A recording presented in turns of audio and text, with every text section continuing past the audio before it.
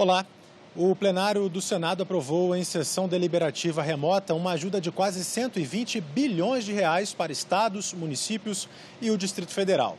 Mas como o texto da proposta é diferente daquele que veio da Câmara, os deputados vão ter que analisar a proposta mais uma vez. Durante a sessão, o presidente do Senado, Davi Alcolumbre, disse que o presidente da Câmara dos Deputados, Rodrigo Maia, pode pautar o assunto ainda nesta segunda-feira. E apresentou um substitutivo, ou seja, uma nova proposta negociada junto à equipe econômica do governo.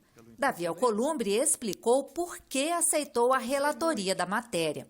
Cheguei até a relutar se aceitaria esse desafio, porque sei que nós chegaríamos no dia de hoje e muitas das vezes não conseguiríamos atender à vontade de 80 líderes políticos. Todos nós temos a consciência que, da maneira que estava sendo construído, o presidente do Brasil disse que vetaria o projeto. Eu passei 15 dias estudando a fórmula que era boa.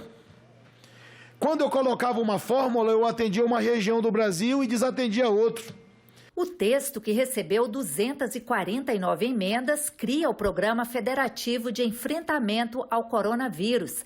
Ele prevê o repasse de 60 bilhões de reais a estados e municípios para financiar ações de combate à pandemia. O dinheiro será repassado em 4 parcelas mensais iguais. E, de acordo com a proposta, será distribuído da seguinte forma: 10 bilhões para serem aplicados exclusivamente em ações de combate ao coronavírus. Desses, 7 bilhões irão para os estados e 3 bilhões para os municípios. O critério de distribuição será o número de habitantes. Nos estados será levado em conta também o índice de casos da doença. Quando a gente estabeleceu 7 bilhões para estados e quando a gente estabeleceu 3 bilhões para municípios, a gente também foi outro peso. Outros estados que têm 60% de população, 40% de incidência, vão ser contemplados nesse momento onde brasileiros estão morrendo. 6 ou 7 estados vão ter um recurso de uma monta maior, porque o índice foi justo. É o índice da vida, da pandemia, da saúde, da sobrevivência. Eu confesso a vossas excelências que eu queria estar em último nesse critério. É um critério perverso, mas é justo, porque vai só ajudar com esse dinheiro a salvar as vidas das pessoas. Dos 50 bilhões restantes, os estados e o Distrito Federal ficarão com 30 bilhões e os municípios com 20. O critério de divisão levará em conta fatores como queda do ICMS, população e cota do Fundo de Participação de Estados e Municípios. Foi com esse propósito que propusemos uma tabela que conjugasse queda de arrecadação potencial, população, critérios de equilíbrio regional para a elaboração do nosso substitutivo. O projeto prevê também que as unidades da federação que têm dívidas com a União poderão suspender o pagamento das prestações até o final deste ano.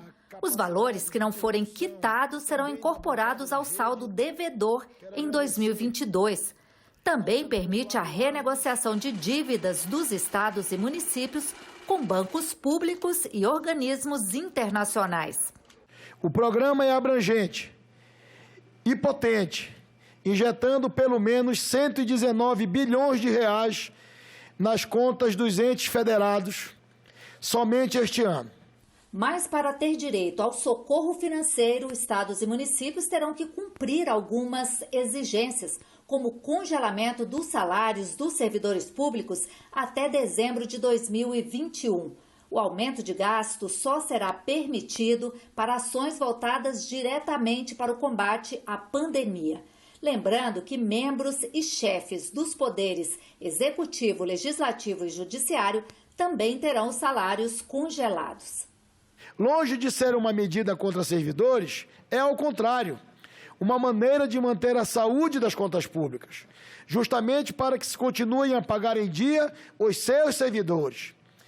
Lembro que a primeira proposta era de redução de 25% no salário por 3 anos.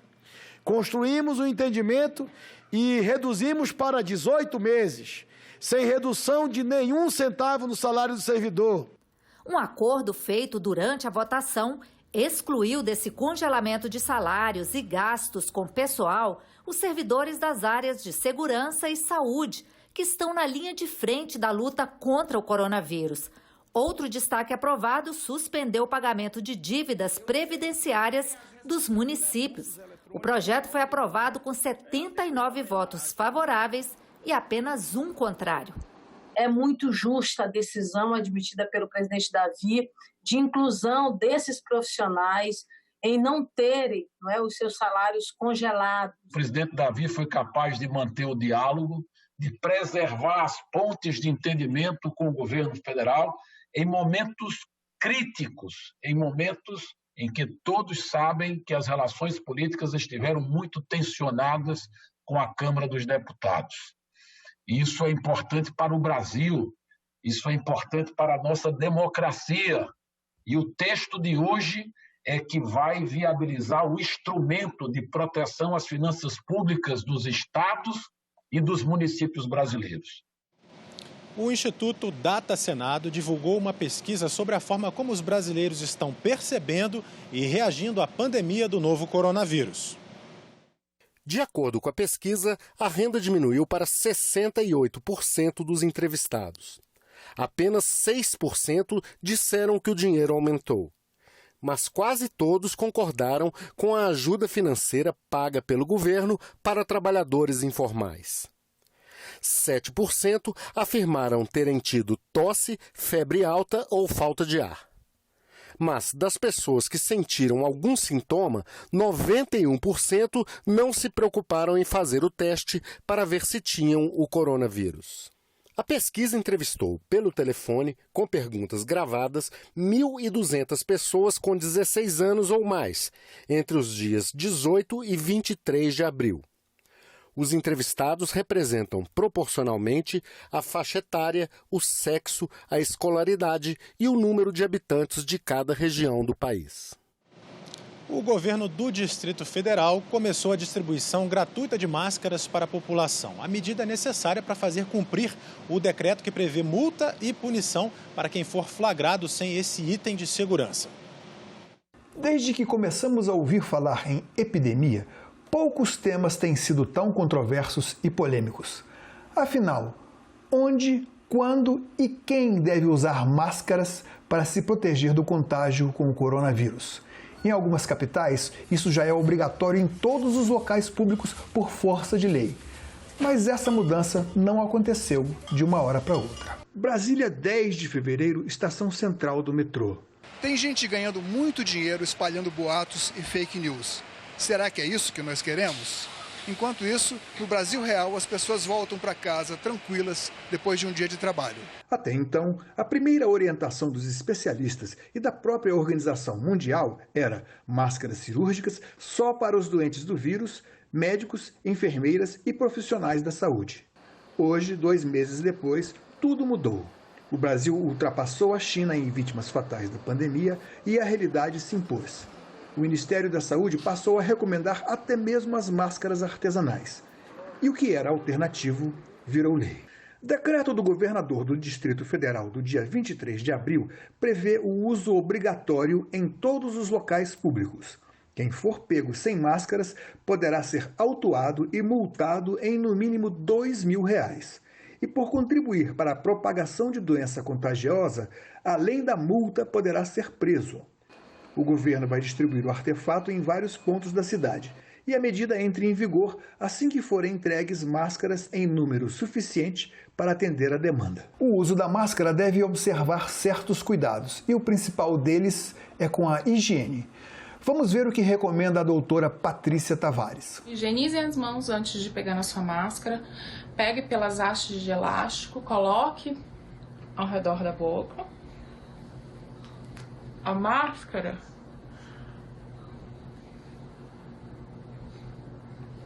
deve cobrir o nariz até o queixo, porque se isso aqui e aqui não tiverem bem vedados, a gente acaba se contaminando da mesma maneira.